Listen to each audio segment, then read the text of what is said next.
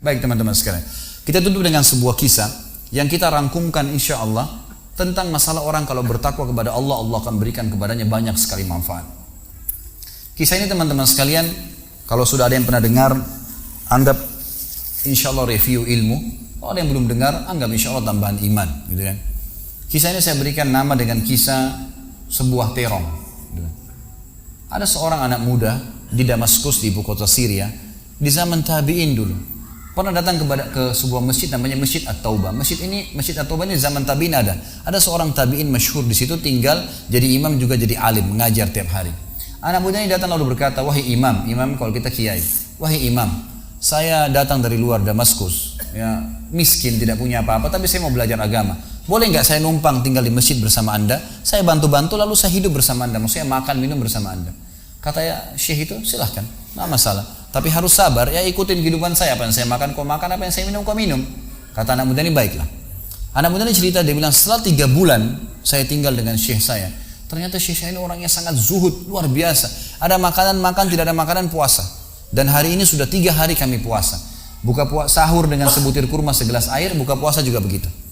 Tapi ini sudah hari ketiga, syekh saya masih kuat, saya sudah tidak kuat lagi, dia bilang. Saking tidak kuatnya saya bungkukkan punggung saya, menekan perut saya supaya lapar saya hilang.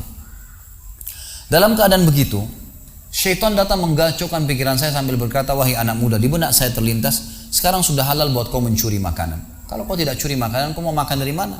Akan mati kelaparan. Minta sama gurumu nggak punya. Minta-minta sama orang, gurumu larang, minta-minta sama orang. Sekarang kau curi makanan sepotong roti, yang penting tidak mati kelaparan." Dia bilang dalam kondisi saya berkecamuk pikiran syaitan begitu, saya berpikir mencuri makanan di rumah di sebelah masjid.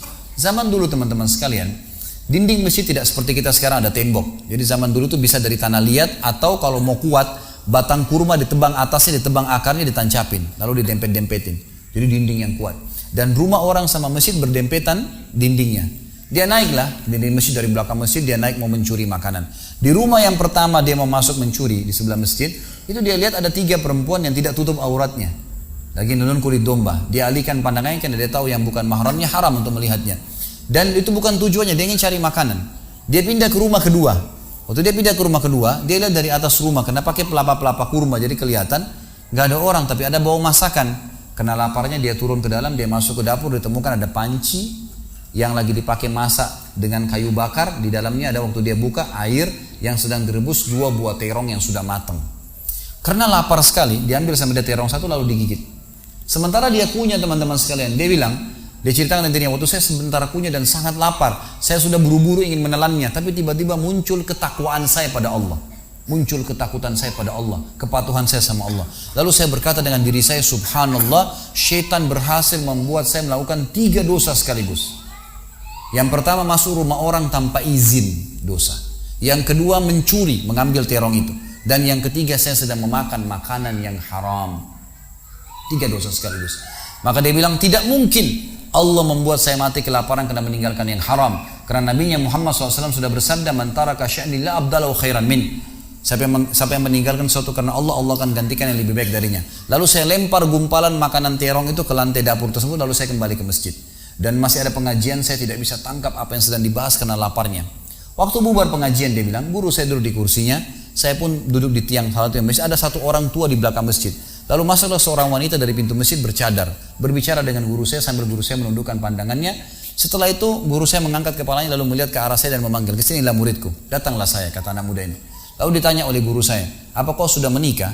Dijawab oleh muridnya, "Belum." Lalu ditanya 2 kali, "Apa kau ingin menikah?" Dia tidak jawab.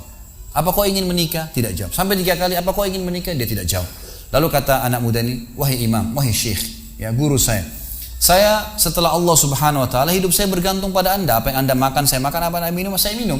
Sekarang sudah 3 hari kita punya makanan dan minuman, puasa. Dan saya sangat lapar. Kalau saya nikah, saya mau beri makan dari mana istri saya?" Lalu kata syekhnya, "Ini perempuan di sebelah saya yang bercadar, baru selesai masa iddah meninggal suaminya, 4 bulan 10 hari. Dan dia ditinggalkan harta yang cukup, dia masih muda, dia takut fitnah. Dia ingin saya carikan jodoh, saya anggap kamu cocok. Kamu mau?" Dia bilang iya. Tanya perempuan, "Kamu mau?" Dia bilang iya. Syekhnya keluarin kendi dari kamar, dikasihkan jadi mahar, panggil walinya perempuan, panggil 2 saksi, kalimat akad, selesai. Hitungan menit nih. Lalu kata syekhnya, "Pulanglah ke rumah istrimu. Saatnya sekarang kamu pulang, udah. Nanti kalau mau sholat, mau ibadah, silakan datang ke masjid. Sudah nggak perlu lagi numpang di masjid." Gitu. Pulanglah dia sama istrinya. Dia ceritain, Dia malu, saya jalan sama istri saya masih malu-malu, baru nikah. Dan ini kan memang hitungan menit nih. Ya, dia baru tadi kelaparan, tiba-tiba sekarang sudah nikah gitu. Dia bilang saya jalan. Keluar dari masjid, lewat di rumah pertama yang dia tadi manjat mencuri, mau mencuri, dia lewatin sama istrinya. Begitu masuk, tiba di depan pintu rumah kedua yang dia manjat, gitu kan, istrinya berhenti, buka pintu rumah lalu berkata, masuklah suamiku, ini rumah kita. Rumah yang tadi dia mencuri nih. Maka dia pun bilang, saya masuk ke ruang tamu, saya melihat di atas, ini benar rumah tadi yang saya masuk mencuri. Istrinya bilang, wahai suamiku, tadi saya dengar anda sudah 3 hari nggak makan, mau makan? Dia bilang, iya. Istrinya masuk ke dapur, ditemukan apa? Panci terbuka, terong yang sudah digigit. Ini kisah nyatanya. Tiba-tiba perempuan ini bilang, siapa yang makan terong saya? Spontan gitu, teriak gitu kan. Pada saat dia teriak, maka si laki-laki ini mengucapkan kalimat begini. Ini dari saksi bahasan kita. Dia mengatakan, kesinilah istriku. Demi Allah begini ceritanya. Kronologisnya saya manjat, saya turun, saya lapar, saya makan. Dan demi Allah sebelum saya telan, karena saya takut sama Allah, saya lempar ke dapur, ke lantai dapurmu dan belum kering tuh. Gitu kan. Maka perempuan ini mengucapkan kalimat, saya berharap semua muslimah di belakang sana juga punya iman seperti ini.